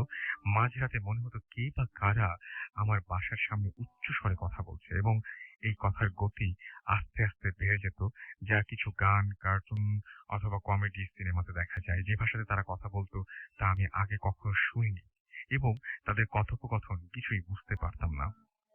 এই সময় আমি বারান্দাতে গেলে কিছু দেখতে পেতাম না এবং কোনো শব্দ আর শুনতে পেতাম না। আমার ওই বাসার শেষ ঘটনাটা ঘটে 2008-এর ফেব্রুয়ারির এক রাতে, যখন আমি আমার রুমের পাশের বাথরুমে আটকা পড়ে যাই এবং দরজা ভেঙে আমাকে বের করতে হয়। এর আগে ওই বাথরুমের দরজাতে কখনোই কোনো সমস্যা হয়নি। আমরা এইসব ঘটনা নিয়ে আমাদের বাড়িওয়ালার সাথে কথা বলতে চেষ্টা করি, কিন্তু তাতে তারা রাজি হননি। শুনেছি 3 রাস্তার মোড়ের বাসাগুলোতে প্যারানরমাল ঘটনা নাকি অহরহ ঘটে। আমি ঘটনাগুলোর ব্যাখ্যা আজও দিতে পারিনি। এরপর 2008-এর অক্টোবরে ওই বাসা ছেড়ে দিয়ে আমরা বসুন্ধরা আবাসিক এলাকাতে আমাদের নিজেদের বাসাতে মুভ করি। নিজের বাসাতে ওঠার পরে আর কোনো ঘটনা ঘটেনি মহান আল্লাহর অসীম রহমতে। রাসেল ভাই, এই ছিল আমার ঘটনা। ভালো লাগলে পড়ে শোনাবেন। সবাইকে ধন্যবাদ। আপনাকে অসংখ্য ধন্যবাদ এবং আপনার ঘটনাটি পাঠানোর জন্য। আপনি অনেক দূরে আছেন, তারপরে আমাদের সঙ্গে আছেন এবং আমাদের সঙ্গেই থাকবেন ইনশাল্লাহ। আপনাদের কাছেও এরকম যারা শুনলেন তাদের কাছেও নিশ্চয়ই এরকম ধরনের অনেক ঘটনাই রয়েছে। সেই ঘটনাগুলো আমাদের কাছে পাঠিয়ে দিন ইমেল করে। আমাদের ইমেল অ্যাড্রেসটি হচ্ছে bhwfm@radio40.fm, which is bhwtfm@radioforti.fm। আমাদের সাথে যারা এসএমএস এর মাধ্যমে বিভিন্ন কথা শেয়ার করতে চান তাদেরকে এসএমএস করার নিয়মটি বলে দিচ্ছি। আমাদের এসএমএস করতে হবে যেভাবে, মোবাইলের মেসেজ অপশনে গিয়ে টাইপ করুন ফুর্তি, FORTI, ফুর্তি স্পেস দিয়ে আপনার নাম, স্পেস দিয়ে আপনার মেসেজ পাঠিয়ে দিন 9840 নাম্বারে। আমরা চলে যাচ্ছি আমাদের নতুন একজন অতিথি আমাদের সাথে এই মুহূর্তে জয়েন করছেন, তার কাছে আপনার নামটা বলে প্লিজ আপনার ঘটনাটা শেয়ার করবেন। ধন্যবাদ রাসেল ভাই। আমি হানিফ, এসেছি পান্থপথ থেকে। আহ, আমি পান্থপথে একটু এগিয়ে আসবেন প্লিজ। আচ্ছা প্লিজ। ধন্যবাদ রাসেল ভাই। আমি হানিফ, এসেছি পান্থপথ থেকে। আমি পান্থপথের একজন স্থায়ী বাসিন্দা। তো আমার ঘটনাটা আমার বাসা কেন্দ্রিক। তো আমার ঘটনার শুরুতে আমি আমার ফ্যামিলির একটু বর্ণনা দিচ্ছি। আমার ফ্যামিলিতে আমার বাবা মা জীবিত নেই। আমার বড় ভাই আর ভাবি আছেন। তো আমার ভাই একজন ইউনিভার্সিটি টিচার। তো গত জানুয়ারি মাসে উনি একটা স্কলারশিপ পেয়ে ইংল্যান্ড চলে গেছেন উইথ আমার ভাবিকে নিয়ে আর কি। তো আমাদের বাসাটা খুব ছোট একটা বাসা। বাসাটা দোতলা। তো নিচতলায় আমরা থাকি আর উপরতলাটা কমপ্লিট হয়নি, দ্যাটস ওয়াই সেটা আমরা ফার্নিচারের জন্য ভাড়া দিয়েছি। তো দেখা যাচ্ছে যে বাসায় ভাই ভাবে চলে যাওয়ার পরে সম্পূর্ণ আমি একা। আর বাসায় দারোয়ান আছে একজন, আর দারোয়ানের ওয়াইফ আছে একজন। তো দারোয়ান এবং দারোয়ানের ওয়াইফ দেখা যাচ্ছে অলমোস্ট তারা গ্যারেজেই থাকে রাত্রেবেলা, আর দিনের বেলা একটু বাইরে যায়, অনেক সময় দারোয়ান বাজার করতে যায়, আর দারোয়ানের ওয়াইফ যিনি আছেন তিনি বিভিন্ন বাসায় কাজ করেন, সেটাই আর কি। তো আমি বাসায় অ্যাজ ইট ইজ ভাইভাবে চলে যাওয়ার পরে এভরিথিং নর্মাল, সবকিছু ঠিক মতো চলছে। তো একদিন সকালে ঘুম থেকে ওঠার পরে দেখি যে আমার যে এই দেয়াল ঘড়িটা সেটা বন্ধ, বেজে আছে 4টা 10। তো লিসনার আপনারা একটু খেয়াল করবেন, টাইমটা ছিল 4টা 10। হোয়াট এভার, আমি তারপর চিন্তা করলাম যে এটা ঘড়িটা ব্যাটারি শেষ হয়ে গেছে, বন্ধ হয়ে গেছে, ঠিক আছে আমি এটা পাল্টে দিলেই হলো। তো এইভাবে আমি ওয়াশরুমের দিকে যাচ্ছি এবং দেন যাওয়ার পথে আমি খেয়াল করি যে ড্রয়িং রুমের ঘড়িটা বন্ধ হয়ে আছে। ড্রয়িং রুমের ঘড়িটা বন্ধ হয়ে আছে, আমি খুব অবাক হলাম, দুটো ঘড়ি একসাথে বন্ধ এবং ওইটার টাইমও একই সেম টাইমে বন্ধ হয়ে গেছে, যে 4টা 10। তো বিষয়টা খুব অবাক লাগলো যে 4টা 10-এই দুটো ঘড়ি একসাথে বন্ধ হলো রাত্রিবেলা। আচ্ছা ঠিক আছে, হতেই পারে, এটা একটা কোইন্সিডেন্স বা কাকতালীয় ঘটনা মনে করে আমি ফ্রেশ হলাম, বাইরে গেলাম, নাস্তা টাস্তা করে দুটো ব্যাটারি নিয়ে আসছি, এই দুটো ঘড়িতে একসাথে ব্যাটারি সেট করবো। তো ফার্স্ট ড্রয়িং রুমের ঘড়িটা সামনে পড়ছে, তো ওটা ধরতে হবে আগে। তো ওটা ব্যাটারি চেঞ্জ করার জন্য যে ওটা ধরেছি যে এবার নামাবো, এট দ্য মেইন টাইম ঘড়িটা চলা শুরু করছে। তো আমি তো বেশ খুশি আর কি যে ঘড়িটা ব্যাটারি, নতুন ব্যাটারি ছাড়াই চলছে, তো বেশ ভালো, ঠিক আছে। মোবাইলে টাইম দেখে ওটাকে সেট করে ঝুলিয়ে দিলাম। এট দ্য মেইন টাইম আমি যখন আমার ঘরে আসছি, আমার ঘড়ির যেটা আমার নিজের ঘরে যেটা দেয়াল করি সেটার ব্যাটারি চেঞ্জ করব, তো এসে দেখি যে অলমোস্ট ঘড়িটা চলতেছে। আমি তো চিন্তা করতেছি ঘড়িটা চলা শুরু করলো এবং এই মাত্রই চলা শুরু করছে, দ্যাট মিনস ওই 4টা 10 থেকে একটু বেশি আর কি, 4টা 10:30 কি 11 মতো বাজে, মানে এখনই চলা শুরু হলো আর কি। তখন খুব অবাক লাগলো যে দুটো ঘড়ি একসাথে বন্ধ হলো, আবার একসাথে চলতেছে উইদাউট নতুন ব্যাটারি, বুঝতেছি না বিষয়টা। আচ্ছা ঠিক আছে, আমি ছোটবেলা থেকেই বেশ লজিক্যাল এবং বেশ সাহসী একটা মানুষ, তো দ্যাটস ওয়াই আমার ভাই ভাবি আমাকে রেখেই চলে গেছে, যে জানে যে এর কোনো প্রবলেম হওয়ার কথা না। তো এই জিনিসটা দেখার পর আমার যতটা সাহসী থাকুক না এখন একটু কিন্তু কিন্তু জাগে মনে। তো হোয়াট এভার, ওই দুটো টাইম ঠিক করে আমি ঝুলিয়ে দিই, দেওয়ার পর দুদিন বেশ ঠিক মতোই কাটলো। তো দুদিন পরে সকালবেলা দারোয়ান আমার বাসায় বেল দিচ্ছে, গেট খুলে বলতেছি যে কি হয়েছে, বলছে ভাইয়া আপনি কি গ্যারেজ থেকে ঘড়ি সরাইছেন। আমি বলছি ফাজলামি করেন নাকি আমার সাথে, আমি গ্যারেজ থেকে ঘড়ি সরবো কেন, কেন সরবো। তখন বলছে না আপনি সরাইছেন, সরাই দুষ্টামি করতে পারেন। আমি বলছি না আমি গ্যারেজ থেকে ঘড়ি সরাই নাই, কেন ঘড়ি করি। বলছে ভাই গ্যারেজের ঘড়িটা নাই। কারণ গ্যারেজেও একটা ওয়াল ক্লক ছিল, সেই ঘড়িটা পাওয়া যাচ্ছে। মানে আমি খুব সারপ্রাইজ যে গ্যারেজ থেকে ঘড়ি চুরি হয়ে গেছে। ঘড়ি ছাড়াও কিন্তু অনেক কিছু আছে, দ্যাট মিনস আরো অনেক জিনিসপত্র আছে, তারপরে পানির মোটর আছে যেটা সব থেকে এক্সপেন্সিভ। তো এগুলা কিছু না নিয়ে ঘড়ি নিয়ে চলে গেলো, এটা খুব অবাক। যাই হোক, ঠিক আছে। তো আমি বললাম যে ভালো করে ডিউটি করেন, আপনি বাজার টাজারে গেলে বা আপনার ওয়াইফ কোথাও রান্না টান্না করতে গেলে আপনি একটু বলে যান আমাকে যে বাড়ি যাচ্ছেন, আমি গ্যারেজে হলে হাঁটাহাঁটি করবো। তো যাই হোক, এটা ঘড়ি ওটা হারাই গেল। তারপরে ঠিক তার পর দিন আমি সকালবেলা, খুব সকালে ঘুমাচ্ছি, তো আবার বেল দিছে বাসায় দারোয়ান। তো আমি গিয়ে গেট খুলে কি হয়েছে। তো এটা দেখার সঙ্গে সঙ্গেই আমার বেশ অবাক লাগলো যে দারোয়ান খুবই মানে ভয় পেয়ে গেছে এবং খুবই কাঁপাকাঁপি করতেছে ভয়। সে দাঁড়িয়ে আছে আমার সামনে এবং তার হাতে হলো সেই গ্যারেজের ঘড়িটা, যেটা দ্বিখণ্ডিত করা, ঠিক মাঝখান থেকে ভাঙা ঘড়িটা। এবং এই ঘড়িটা আমি তাকে জিজ্ঞেস করলাম যে আপনি এটা কোথায় পেলেন।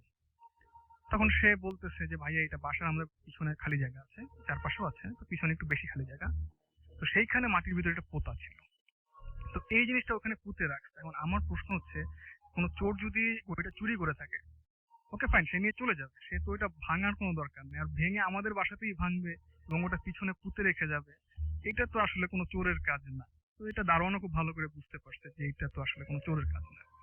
তো এই কথাটা সে আমাকে বলতেছে ভাই এটা কিন্তু চোর নেয় না, এটা আমার কিন্তু ভয় লাগছে। তখন আমি তার এই কথা কোনো রিপ্লাই দিইনি, কারণ আমি চাই না তাকে আরো ভয় দেখাইতে, কারণ সে ছাড়া বাসায় আর কেউ নাই, এখন সেও যদি ভয় পেয়ে যায় তো খুব খারাপ হবে আর কি। আচ্ছা ওকে ফাইন, আমি আর কোনো রিপ্লাই না বললাম ঠিক আছে আপনি এটা ফেলে দেন বলে আমি গেট লাগাই দিয়েছি। তো পরদিন বিকালে আমি আমার দুটো ফ্রেন্ড আছে এই পান্থপথেই, সানোয়ার আর নোমান, তো ওদের সাথে বিষয়টা শেয়ার করি। ওরা সেম ইয়ার আমার মতো বয়সী, তো তারা বিষয়টা বুঝতে পারছে। কেন বোঝার পরে একটা কথাই বলছে যে দেখ হানিফ, তুই বাসায় একা থাকিস, এই জিনিসটা খুবই ডেঞ্জারাস, তুই বাসায় কাউকে রাখ, তুই একা থাকিস না। কারণ আমি তাকে বলতেছি যে বাসায় কাকে রাখবো আর কিভাবে থাকবে, এটা তো আসলে পসিবল নাই বাসায়, আমার তো না কোনো রিলেটিভ থাকলে দেখ। তো এট দ্য মিন টাইম আমার একটা ছোট ভাই আছে, ও ইস্টার্নে পড়ে, ওর নাম শিমুল। তা আমি ওকে ফোন দিয়ে বলি যে ভাইয়া এরকম বাসায় একটু প্যারানর্মাল ঘটনা ঘটতেছে, তুমি এসে কয়েকদিন থাকো আমার সাথে। তো শিমুল ছেলেটা আমার থেকে বয়স অনেক ছোট, 7-8 বছরের ছোট। তো সে তো আসলে আমি তার বড় ভাই, আমার সাথে থাকবে না। সে শুধু ট্যাক্টফুলি অ্যাভয়েড করলো। সে বলল যে ভাই আপনি একা থেকে আপনার মাথার সমস্যা হয়েছে, আপনার ডাক্তার দেখান। আমি বুঝতে পারছি যে ও থাকবে না, ওকে আমার সাথে রাখা যাবে না। আমি বললাম ঠিক আছে, ওকে ফাইন, ভালো থাকো। শেষ। তো যাই হোক, এই পর্যন্ত যা ছিল মোটামুটি ভালোই ছিল, কিন্তু দিন দিন আমার সাহসটা আস্তে আস্তে কমা শুরু করলো। কারণ দেখা যাচ্ছে যে আমি ঘরে বসে আছি সন্ধ্যাবেলা, সন্ধ্যাবেলা বলতে 8টা 8:30 বসে আছি। দেখা যাচ্ছে আমার বন্ধু বান্ধব সেদিন আসেনি, কোনো কারণে তারা ব্যস্ত, আমিও বাসায় ফ্রি। তো আমি কি করতেছি যে ড্রয়িং রুমের লাইটটা জ্বালিয়ে আমার রুমের লাইটটা অফ করে রাখছি, বিকজ ড্রয়িং রুমের লাইটটা পুরো ফ্ল্যাটটা কভার করে। আমার রুমের লাইটটা অফ, কিন্তু আলো আছে সেখানে। আমি হয়তো কোনো কারণে এফএম শুনতেছি অথবা অথবা কিছু একটা নিয়ে ব্যস্ত আছি। তো দেখা যাচ্ছে কি আমার রুমের গেটটা সবসময় খোলা থাকে, কারণ আমি আমার রুম থেকে সবকিছু দেখার চেষ্টা করি যে বাসার সবকিছু ঠিক আছে কিনা। দেখা যাচ্ছে যে রুমের গেটটা আস্তে আস্তে আস্তে আস্তে আস্তে আস্তে বন্ধ হয়ে যাচ্ছে। যেই আমি তাকাচ্ছি রুমের গেট আবার স্টিল। আবার যেই চোখ সরাচ্ছি দেখা যাচ্ছে যে আস্তে আস্তে আস্তে আস্তে গেটটা বন্ধ হচ্ছে। এক পর্যায়ে গেটটা বন্ধই হয়ে গেল, মানে সিটকে লাগলো না, কিন্তু একবারে ভিড়ে গেল গেটটা। তা আমি উঠে গেলাম, উঠে গিয়ে আস্তে করে গেটটা খুলে আবার পজিশনে রাখলাম, পুরো ফুল খুলে দিলাম গেটটা। তারপর দেখছি যে না, গেটটা আস্তে আস্তে আবার এগোতে আমি ছিলাম না, ফ্যানের বাতাসে তো এত বড় ভারী কাঠের পাল্লা নড়ার কথা না। তো ঠিক আছে, আমি প্রবলেম ফিল করলাম, এটা পাত্তা না দিয়ে আমি নিচে একটা গেটিস দিয়ে দিলাম আর কি, আরেকটা এই ম্যাট্রেস দিয়ে ওটা আটকে দিলাম। আটকে দেওয়ার পরে তো আর ওটা নড়ার কোনো সম্ভাবনা নেই। তো এভাবে একটা ডিস্টারবেন্স আমি ফিল করি, এবং মোস্ট প্রবলি একটা ডিস্টারবেন্স যেটা খুবই আনইজি লাগে আমার কাছে, যে আমি একদিন রাত্রিবেলা সম্ভবত এটা 2টো-2:30 দিকে ওয়াশরুমে গেছি। ওয়াশরুমে যাওয়ার সঙ্গে সঙ্গে আমি গেটটা লক করলাম, আমি পজিশনে যাব ওয়াশ হওয়ার জন্য, ঠিক এমন সময় লাইট অফ। আমি তো খুবই সারপ্রাইজ যে আমি জানলা দিয়ে দেখতে পাচ্ছি যে পাশের বাসায় অলরেডি লাইট জ্বলছে এবং সে বাসায় ইলেকট্রিসিটি আছে। এখন আমার বাসায় ইলেকট্রিসিটি নাই, এটা তো হতে পারে না। এবং আমি সঙ্গে সঙ্গে গেট খুলে বেরিয়ে গেছি বাথরুম থেকে। বেরিয়ে দেখি যে আমার রুমেও লাইট জ্বলতেছে, আমি উঠে লাইট জ্বালাছিলাম। এবং আমার রুম বাসাতেও কারেন্ট আছে, কিন্তু আমার বাথরুমের লাইটটা কি যেন বাইরে থেকে অফ করে দিচ্ছে। কারণ আমি বাসায় একা মানুষ, আমি লাইটটা অবশ্যই অন করে বাথরুমে ঢুকছি। এখন কে বাড়ি থেকে লাইটটা আবার অফ করে দিল? তখন আমি বাথরুম থেকে বেরিয়ে আসছি, আমি আর রিস্ক না নিয়ে, টর্চ ছিল বাসায় আমার, আমি টর্চটা নিয়ে আবার বাথরুমে ঢুকছি। সেকেন্ড টাইম আবার লাইট অফ হয়ে যায়, তো সেক্ষেত্রে আমি এটা ইউজ করবো। এবং সেকেন্ড টাইম আমি আর বাথরুমের গেট লক করি নাই। হোয়াট এভার, সেকেন্ড টাইম আর হয়নি, বাথরুমের লাইট অফ হয়নি। দেন আমি বেরিয়ে আসি বাথরুম থেকে।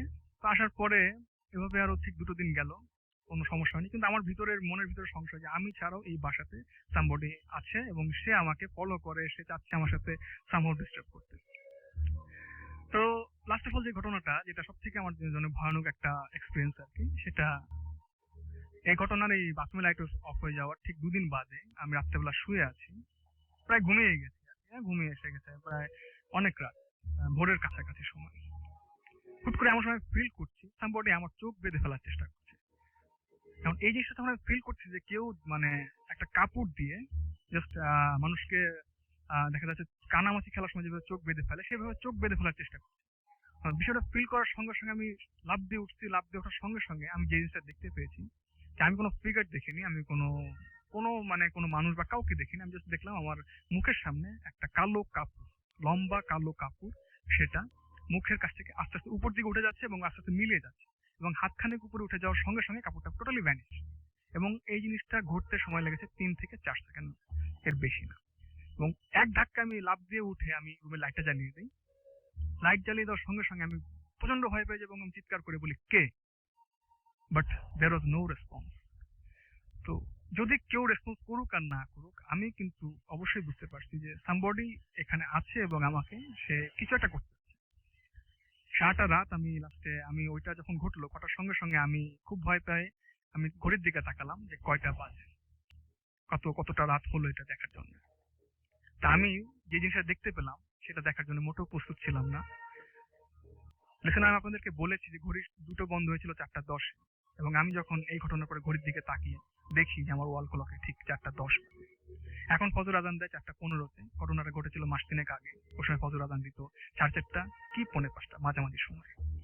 ঘটনাগুলো ঠিক আজানের একটু আগ দিয়ে ঘটতো, 10-15 মিনিট আগে। তো ওই অবস্থা আমি ওইখানে বসেছিলাম, আমি আর বিছানা থেকে নামিনি। আমার মনে হচ্ছিল আমি বিছানা থেকে নামলে খাটের নিচ থেকে কেউ আমার পা দুটো টেনে ধরবে।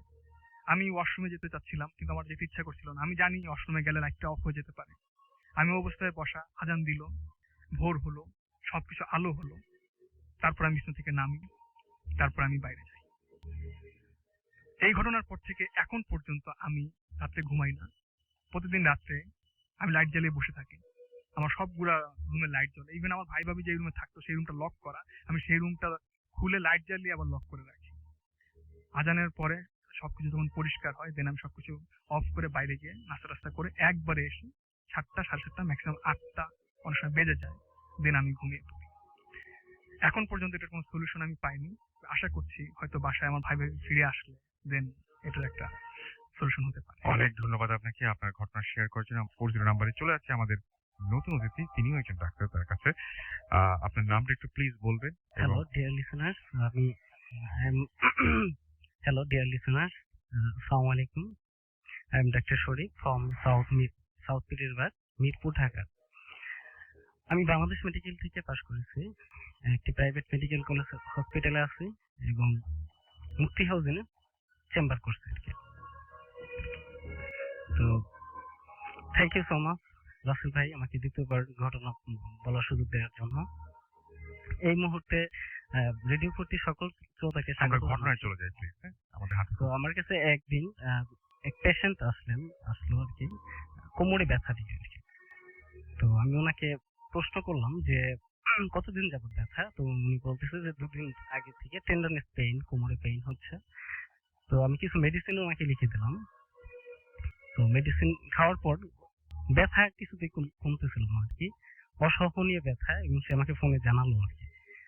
তো আমি ওনাকে পরবর্তীতে অ্যাডভাইস করলাম যে আপনি চেম্বারে আসেন। তো উনি আসলেন, আসার পর আমি তাকে এমআরআই কিছু টেস্ট দিলাম আর কি, তার কিডনিটা ভালো আছে কিনা, ইউরিক অ্যাসিড কেটে নিই এবং এমআরআই দিলাম। তো সেগুলি উনি করে নিয়ে আসলেন। নিয়ে আসার পরে দেখা গেল যে ওইখানে আপনার কোনো স্পাজম নেই, লাম্বার স্পন্ডালাইসিস বা অস্টিওআর্থ্রাইটিস অথবা আপনার PLID, prolapse lumber intervertebral disk, কোমরে যে রোগগুলি হয় সেগুলি কোনোটাই আমি পেলাম না আর কি। তো একটা পর্যায়ে উনি চলে গেলেন আর কি। তো ওনার কোনো ইনফরমেশন আমি পেলাম না। তো আমার কম্পাউন্ডার সুমন নামে একটা ছেলে ছিল। তো উনি আমাকে জানালেন যে স্যার এরকম যাচ্ছে শামীম সাহেব উনি লালবাগে একটা কাছে চলে গেছেন আর কি। তো আমি বিষয়টা আমার ফ্রেন্ড ডাক্তার মামুনের সাথে শেয়ার করলাম যে দোস্ত, লালবাগে এরকম শাহিন উনি ব্ল্যাক ম্যাজিক করেন। আমরা কারো নামটা প্লিজ বলবো না, আমরা জায়গা বলবো না, আমরা শুধু ঘটনাটা শুনবো। তো উনি ওনাকে কি তুমি চেনো? তো উনি বললো হ্যাঁ, উনি তো খুব পরিচিত একজন কবিরাজ। তো যাই হোক ও বললো যে ঠিক আছে তুমি আসো, তাহলে আমরা যাই। উনি অনেক পরিচিত যেহেতু, তাহলে চলো যাই। তো যাই হোক আমরা ওইখানে গেলাম এবং আমাদের পরিচয় দিলাম আর কি। পরিচয় দেওয়ার পর তো বললাম যে এরকম একটা পেশেন্ট আসছিলেন আর কি, শামীম ভাইয়ের সাথে যোগাযোগ করলাম। তো শামীম ভাই বললো যে এরকম হ্যাঁ। তো উনি ট্রিটমেন্ট দিয়ে ওনাকে ভালো করে দিয়েছেন। তো আমাদেরকে একটা ধানের ছোড়া থেকে একটা একটা ধান টান দিলেন। টান দিয়ে ধানটা টান দিলেই ওনার হাতে আপেল হয়ে গেল। সেই আপেলটা আমাদের খেতে খাওয়ালেন। তো খাওয়ার পর ওনাকে আমরা জোরাজুরি করলাম যে উনি এবং যে প্রসেস যে করে এবং ভূত এগুলি নাকি উনি ছাড়ান আর কি। তো যাই হোক ওনাকে বললাম যে এরকম আমরা একটা দেখতে চাই আর কি, এরকম কি কোনো কিছু আমাদেরকে একটু দেখা, আমরা তো জীবনে কখনো দেখিনি, তো এটা কি সম্ভব, দেখানো সম্ভব? তো উনি বললো ঠিক আছে আপনাদেরকে একদিন দেখাবো। তো একটা ডেট ফিক্স করলেন আর কি। তো সেই ডেট মোতাবেক আমি এবং আমার সেই ফ্রেন্ড ডাক্তার মামুন একসাথে রাতে শুয়ে আছি। তো গভীর রাত্রে পানির শব্দ পাচ্ছিল এবং বাসার পাশেই ছিল আর কি, বাসার পাশেই পুকুর ছিল। সেই পুকুরে গভীর রাতে শব্দ হচ্ছিল আর কি, ঝপর ঝপর শব্দ হচ্ছিল। তো মামুন বললো যে ঠিক আছে আমরা বের হই। তাহলে বের হয়ে দেখি যে এরকম পুকুরের উপরে অনেক লম্বা একটা মানুষ, তো অনেক লম্বা একজন মানুষ সাদা পোশাক পরা, সে দাঁড়িয়ে আছে। তো একটা পা পুকুরের পাড়ে দাঁড়ানো এবং আরেকটা পা পুকুরের মাঝখানে দাঁড়িয়ে দিচ্ছে, পা দিয়ে সে ঝপর ঝপর শব্দ করতেছে। তো সে দৃশ্যটা দেখে আমরা দুজনেই ভয় পেলাম, দৌড়ে রুমের ভিতরে ঢুকলাম। ঢুকে রুমের ভিতর ঢুকে তো অনেক ভয় পেলাম আর কি। তো এই ছিল ঘটনা। অনেক ধন্যবাদ আপনাকে। আমাদের ঘড়িতে সময় যেটা বলছে আমাদের বিদায় নিতে হবে এবং ঘড়ির সময় রাত ১টা বেজে অলরেডি দেখতে পাচ্ছি আরো অনেকে আমাদের এসএমএস করেছেন। কৌশিক চিটাগং থেকে এসএমএস করেছেন এবং তিনি বলেছেন যে হানিফ স্টোরি সেটা হচ্ছে অনেক অনেক অনেক অনেক বেশি ভালো। আমাদেরকে অনেকে আবার নাম্বারও পাঠিয়ে দিয়েছেন যে মানে কোনটা কতটা ভালো এবং ১ নাম্বার যে স্টোরিটা ছিল সেটা 76% নাম্বার, দ্বিতীয়টা 94%, এরপরে দেখতে পাচ্ছি তৃতীয়টা 89%, 4 অর্থাৎ চতুর্থ স্টোরি 94.8%, এরপরে 5 হচ্ছে 48%, 6 59%, 7 77%, 8 9%, 10 11%. ওকে। আচ্ছা যাই হোক। আমি দেখতে পাচ্ছি আতিক আমাদের এসএমএস করেছেন। সিয়াম ফকিরাপুল থেকে ডোন্ট স্টপ দ্য ফুর্তি লিখে পাঠিয়েছেন। এছাড়াও ডিজে লিঙ্কন আমাদের এসএমএস করেছেন আমাদেরকে মাসুক, এসএমএস করেছেন আমাদেরকে সুস্মিতা বণিক এবং এসএমএস করেছেন আমাদেরকে মিষ্টি চট্টগ্রাম থেকে জোহা আমাদের এসএমএস করেছেন আমাদেরকে রিয়াদ, এসএমএস করেছেন আশরাফ চিটাগং থেকে। এছাড়াও আরো অনেকে এসএমএস করেছেন, অনেক এসএমএস পড়া হলো না কারণ আমাদের বিদায় নিতে হচ্ছে, ঘড়ির কাঁটা আমাদের তাই বলছে। এবং যাওয়ার আগে একটা কথা বলে দিতে চাই, আমরা সাধারণত এই যে ভূত এফএম যে সমস্ত ঘটনাগুলো শুনি এগুলো কাদের কাছ থেকে শুনি আমরা? আচ্ছা আরো এসএমএস কিছু রয়েছে। রিয়াদ উত্তরা থেকে এসএমএস করেছেন, আচ্ছা না পড়লেও খুব মুশকিল হয়ে যাচ্ছে। আকাশ এসএমএস করেছেন, সাব্বির মাহবুব। এছাড়াও দেখতে পাচ্ছি আমাদেরকে রোহেল এসএমএস করেছেন এবং তিনি তার ওয়াইফকে বার্থডে উইশ করতে চান একটা গান শুনে, সেটা আমরা ইনশাল্লাহ প্লে করবো শোর শেষে। আর আমাদেরকে নয়ন এসএমএস করেছেন মাসুদ পারভেজ সহ আরো অনেকে। তো আমরা সাধারণত ভূত এফএম এর যে সমস্ত ঘটনাগুলো শুনি সেই ঘটনাগুলো আমরা কার কাছ থেকে শুনি? আমরা সাধারণত শুনি আমাদের দাদা দাদি, বাবা মা এদের কাছ থেকে এবং অনেক সময়ই দেখা যায় যে বাবার মাধ্যমে আমাদের প্রথমে সমস্ত বা দাদির মাধ্যমে আমাদের প্রথমে সমস্ত ঘটনার সাথে পরিচয় ঘটে এবং তারপর যখন ভালো লাগে তখন প্রথম বইটা কিনে নিয়ে আসেন, ভূতের গল্পের বই কিনে নিয়ে আসেন বোধহয় বাবাই। তো সামনে বাবা দিবস, আগামীকাল অর্থাৎ 16 জুন বাবা দিবস। তো ভূত এফএম এর পক্ষ থেকে সমস্ত বাবাদের জন্য রইল অনেক অনেক অনেক অনেক শ্রদ্ধা এবং যারা ভূত এফএম এই মুহূর্তে শুনছেন তাদেরকেও বলবো যে এই দিনটা বাবাকে চমকে দেওয়ার মতো কিছু একটা করুন যেটাতে বাবার অনেক অনেক বেশি ভালো লাগবে এবং পৃথিবীর মানে যে যে প্রান্তেই আপনি থাকুন না কেন, যারাই আমাদের এই মুহূর্তে শুনছেন, আমি আশা করছি যে অনেক ভালো কাটবে আপনাদের আরো একটি সপ্তাহ। আগামী সপ্তাহে আবারও কথা হবে ঠিক একই সময়ে ভূত এফএম নতুন ঘটনা, নতুন অতিথিদের নিয়ে। সেই পর্যন্ত সবাই ভালো থাকবেন, সুস্থ থাকবেন, সুন্দর থাকবেন, মোস্ট ইম্পর্টেন্ট থাকবেন। আজকের মতো এখানেই টাটা। তবে যাওয়ার আগে আমাদের ইমেল অ্যাড্রেসটি আরো একবার বলে দিতে হবে। আমাদের ইমেল অ্যাড্রেস হচ্ছে bhoothfm@radiofooty.fm, which is bhwtfm@radiofoodi.fm। এখানে নাম, ঠিকানা এবং ফোন নাম্বার সহ আপনার জীবনের সেরা ঘটনাটি লিখে পাঠিয়ে দিন। উল্লেখ করুন আপনি এখানে এসে ঘটনা বলতে চান নাকি আপনি চান যে আপনার ঘটনাটি আমরা পড়ে শোনাই। এবং যারা দেশের বাইরে থেকে আমাদের ইমেল করবেন তাদেরকে বলবো দয়া করে আপনার ঘটনাটি রেকর্ড করে আমাদেরকে অডিও ক্লিপটি পাঠিয়ে দিন। আজকের মতো এখানেই টাটা, শুভরাত্রি।